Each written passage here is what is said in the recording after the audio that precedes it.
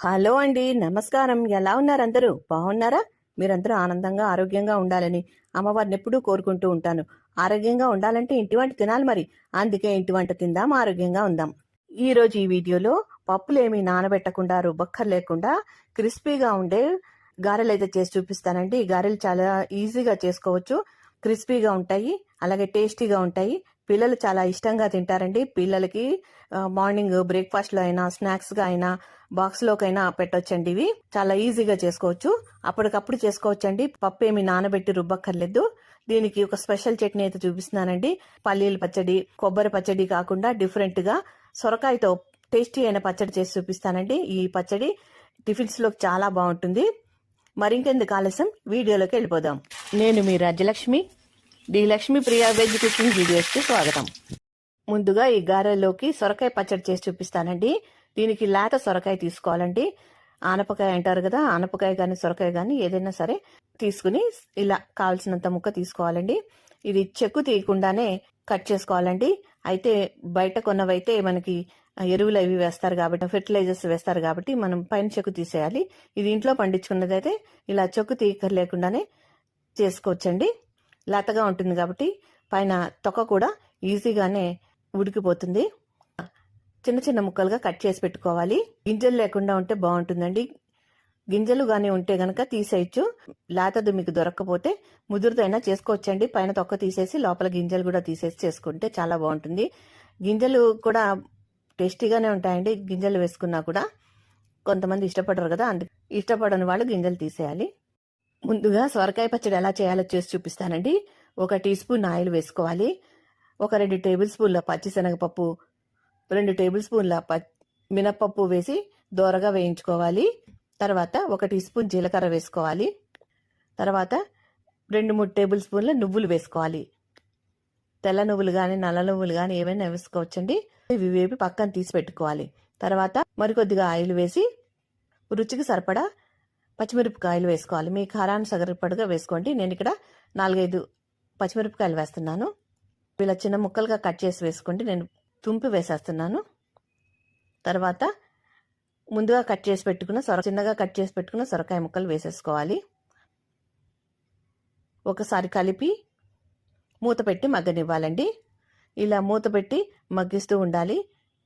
ఒక 10 నిమిషాలకి బాగా మగ్గిపోతుంది.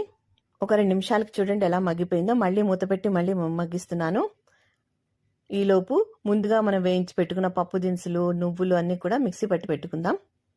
తర్వాత ఈ సొరకాయ ముక్కలు కూడా మగ్గిపోయాయి. చల్లారనిచ్చి ఈ మిక్సీ జార్లో వేసేసుకోవాలండి. బాగా చల్లారిన తర్వాత జార్లో వేసేసుకోవాలి. దీనిలో 1 ఇంచు అల్లం ముక్క, 4-5 వెల్లుల్లి రెబ్బలు, చింతపండు అండి, చిన్న నిమ్మకాయ సైజ్ అంత చింతపండు నానబెట్టి వేసుకోవాలి. పులుపు కోసం మీరు మామిడికాయ అయినా వేసుకోవచ్చు, ఉసిరికాయ అయినా వేసుకోవచ్చు అండి ఇక్కడ పులుపు కోసం. తర్వాత కొత్తిమీర వేసి మెత్తగా రుబ్బుకుని పెట్టుకోవాలండి. అంతే అండి, పచ్చడి రెడీ. దీనికి తాలింపు వేసుకోవాలి. అన్ని పచ్చడిలాగే శనగపప్పు, మినపప్పు, ఆవాలు, జీలకర్ర, కరివేపాకు, ఇంగువ, ఎండుమిరపకాయలు వేసి తాలింపు ఈ పచ్చడిలో కలిపేసుకుంటున్నాను. గుమగుమలాడుతూ ఈ టేస్ట్గా ఉండే ఈ పచ్చడి ఒకసారి మీరు కూడా టేస్ట్ చూడండి ఎంత బాగుంటుందో. వడల్లోకి ఉల్లిపాయలు కూడా కట్ చేసి పెట్టుకుందామండి. ఈ విధంగా చిన్నగా సన్నగా కట్ చేసి పెట్టుకోవాలి. వడలు చేయడానికి ముందుగా ఒక మిక్సీ జార్ తీసుకుని అందులోకి 1 కప్పు బొంబాయి రవ్వ, సూజీ అంటారు కదండి, అది వేసుకోవాలి. ఉప్మా రవ్వ అంటారు కదా, అది వేసుకోవాలి. తర్వాత 1/2 కప్పు అటుకులు వేసుకోవాలండి. ఇవి లావుగా ఉన్న అటుకులైనా సరే, పేపర్ అటుకులైనా సరే వేసుకోవచ్చు.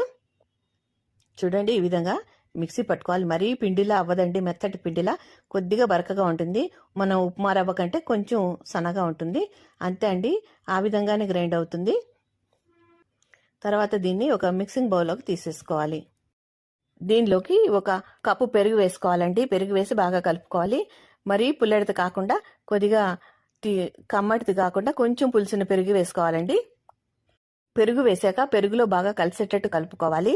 తర్వాత 2 టేబుల్ స్పూన్ల నీళ్లు వేసుకోవాలండి. ఇక్కడ నీళ్లు ఎక్కువ వేసుకోకూడదు, పెరుగుతోటే సరిపోతుంది. కానీ రవ్వ అటుకులు పీల్చేసి గట్టి పడుతుందని 2 టేబుల్ స్పూన్ల నీళ్లు అయితే వేశాను. మూత పెట్టి 10 నుంచి 20 నిమిషాలు ఉంచాలండి. తర్వాత ఈ విధంగా మళ్ళీ ఒకసారి కలుపుకోవాలి. కొద్దిగా గట్టిగా అయిందండి, అన్ని పీల్చేసాయి కదా, మళ్ళీ ఉల్లిపాయలు అవి వేస్తే కొద్దిగా పలచన అవుతుంది. ఇక్కడ నేను పచ్చిమిరపకాయ తరుగు అలాగే అల్లం తరుగు వేసుకున్నాను. మీ కారానికి తగ్గట్టుగా పచ్చిమిరపకాయలు వేసుకోండి. అలాగే కరివేపాకు కొత్తిమీర వేసుకోవాలండి, సన్నగా కట్ చేసింది ఉల్లిపాయలు. తర్వాత దీనిలో ఒక ఆకుకూర వేసుకోవాలండి, ఏదో ఒక ఆకుకూర. నేను ఇక్కడ పొనగంటి కూర వేస్తున్నాను. పాలకూర కానీ తోటకూర కానీ కొయ్యగూర కానీ వేసుకోవాలి. తర్వాత 1 టేబుల్ స్పూన్ జీలకర్ర, రుచికి సరిపడా ఉప్పు వేసి బాగా కలుపుకోవాలి. మరీ ఎక్కువగా జారుగా అయిపోకూడదండి. ఇది వెంటనే వేసేసుకోవాలి. కాస్త అట్టి పెట్టామనుకోండి నీరు వచ్చేస్తుంది. ఆకుకూరలు పచ్చిమిరపకాయలు కరివేపాకు వీటిలోంచి నీరు వచ్చేసి పలచనైపోతుంది. అందుకని వెంటనే వేసేసుకోవాలి. ఇప్పుడు ఈ పిండిలోకి 1/2 టీ స్పూను తినే సోడా వేసుకోవాలండి, లేదంటే ఈనో అయినా వేసుకోవచ్చు. తర్వాత ఈ సోడా వేసాక 1 టీ స్పూన్ నీళ్లు వేసుకోవాలండి, అంతకంటే ఎక్కువ వేసుకోకూడదు. వేసుకుని బాగా కలిసేటట్టు కలిపేసుకోవాలి. ఇప్పుడు మీడియం సైజు ఉడికించిన బంగాళాదుంపను ఒకటి పొట్టు తీసి మెత్తగా స్మాష్ చేస్తూ ఇందులో కలిపేసుకోవాలండి. ఇక్కడ గడ్డలు ముక్కలు లేకుండా బాగా కలిపేసుకోవాలి. ఇప్పుడు చూడండి, పిండి ముద్దని ఈ విధంగా తీసుకుని మనకి గారెల్లో ఒత్తుకోవడానికి సరిపడినంత గట్టిగా ఉండాలండి. ఇలా ఉంటే పర్ఫెక్ట్గా వచ్చేస్తాయి గారెలు. ఇవి మామూలు గారెల్లాగే ఉంటాయండి, తినడానికి ఈజీగా చేసుకోవచ్చు. పిల్లలు ఇష్టంగా తింటారు. అప్పటికప్పుడు ఏమైనా అడిగినప్పుడు చేసేయచ్చు. ఎవరైనా చుట్టాలు వచ్చినా గెస్టులు వచ్చినా అప్పటికప్పుడు చేసేసుకోవచ్చు. గారెలు వేయడానికి స్టవ్ వెలిగించి సరిపడినంత ఆయిల్ వేసుకోవాలి. తర్వాత ఇలా చిన్నగా పిండి ముద్దలు తీసుకుని గుండ్రంగా చేసుకుని చేత్తో ఇలా గారెల్లా ఒత్తుకుని నూనెలో వేసుకోవాలి. చేత్తో కాకుండా ఇలాగా టీ స్ట్రైనర్ మీద కూడా వేసేసుకోవచ్చండి. చాలా ఈజీగా వేసుకోవచ్చు. కొత్తగా వంటలు చేసేవాళ్ళు కూడా ఇలాగా వేసుకోవచ్చు. తర్వాత అరిటాకు ఉంటే అరిటాకు నూనె కానీ నీళ్లు కానీ రాసి ఈ విధంగా ముద్ద పెట్టేసి గారెల మాదిరిగా చేసి నూనె ఒత్తుకుని నూనెలో వేసుకోవడమేనండి. అంతే అండి. వేసిన వెంటనే కదపకూడదు, 2 నిమిషాలు అయిన తర్వాత కదపండి. అలాగే తిరగమరగా వేస్తూ 2 వైపులా బాగా వేయించుకోవాలి. ఇలా ఎర్రగా గోల్డెన్ బ్రౌన్ వచ్చే వరకు వేయించుకోవాలండి. చూడండి, భలే కలర్ఫుల్గా వచ్చాయి కదా గారెలు. తింటే కూడా అంత టేస్టీగా ఉంటాయండి. మనం మినపప్పు గారెలు ఎలా చేస్తామో అలాగే ఉంటుంది. తర్వాత ఈ విధంగా పళ్ళకి నీళ్లు రాసి ఆ పళ్ళ మీద కూడా ఇలా గారెలు వేయచ్చండి. సాఫ్ట్గా ఉన్న ప్లేట్ తీసుకుని ఈ విధంగా వేసుకోవచ్చు. ఈ విధంగా చేతితోటి టీ స్ట్రైనర్ తోటి అలాగే ఇలా పళ్ళం మీద అరిటాకు మీద ఇలా మీకు ఏది వీలైతే ఆ మెథడ్లో మీరు గారెలు వేసేసుకోవచ్చు. కొత్తగా వంటలు చేసేవాళ్ళు బ్యాచిలర్స్ ఈజీగా చేసుకోవచ్చండి. ఇది ఈ మధ్య అందరూ వంటలు చేసుకోవాలనుకున్న వాళ్ళు అన్నీ ఉంచుకుంటున్నారు కదా, మిక్సీ జారు అన్నీ ఉంటున్నాయి కదా, అన్నీ వీళ్ళకి అందుబాటులో దొరుకుతున్నాయి. ఎక్కడ పడితే అక్కడ మనకి షాపుల్లో మనకు కావాల్సిన వస్తువులు దొరుకుతూ ఉన్నాయి. కాబట్టి ఈజీగా తెచ్చుకుని చేసేసుకోవచ్చు. ఇవన్నీ కూడా నార్మల్గా ఇంట్లో ఉండే వస్తువులేనండి. పిల్లలు అప్పటికప్పుడు ఏదైనా స్నాక్ అడిగినా బాక్సులోకి చుట్టాలు వచ్చినా ఇలా ఈజీగా చేసేసుకోవచ్చు. మినప్పిండి గారెల్లాగే ఉంటాయండి, టేస్ట్ కూడా అంతే బాగుంటాయి. అలాగే ఈ సొరకాయ చట్నీతో ఇంకా బాగుంటుందండి తింటే. ఈ చట్నీని కాస్త నీళ్లు కలుపుకుని పలచన చేసుకోవచ్చు. చూడండి ఎంత క్రిస్పీగా వచ్చాయో. సౌండ్ అయితే మీకు వినిపిస్తుంది కదా. పైన క్రిస్పీగా లోపల మెత్తగా ఉండే ఈ వడల్ని ఒకసారి ట్రై చేయాల్సిందేనండి. తప్పకుండా ట్రై చేసి మీకు ఎలా కుదిరిందో నాకు కామెంట్స్లో చెప్పండి. చూడండి, లోపల మెత్తగా పైన క్రిస్పీగా చాలా బాగా వచ్చాయి. చూస్తూనే నోరు ఊరిపోతుంది కదా. మరి ఇంకెందుకు ఆలస్యం, మీరు కూడా ఒకసారి ట్రై చేసేయండి. అలాగే మీకు ఈ వీడియో నచ్చితే కనుక మీ బంధుమిత్రులకి షేర్ చేయండి. అలాగే కొత్తగా మా వీడియోలు చూస్తున్నట్లయితే తప్పకుండా సబ్స్క్రైబ్ చేసుకోండి. అప్పుడే మేము చేసే వీడియోలు మీకు నోటిఫికేషన్ రూపంలో వస్తాయి. మా వీడియోల్ని మీరు మిస్ కాకుండా చూడగలుగుతారు.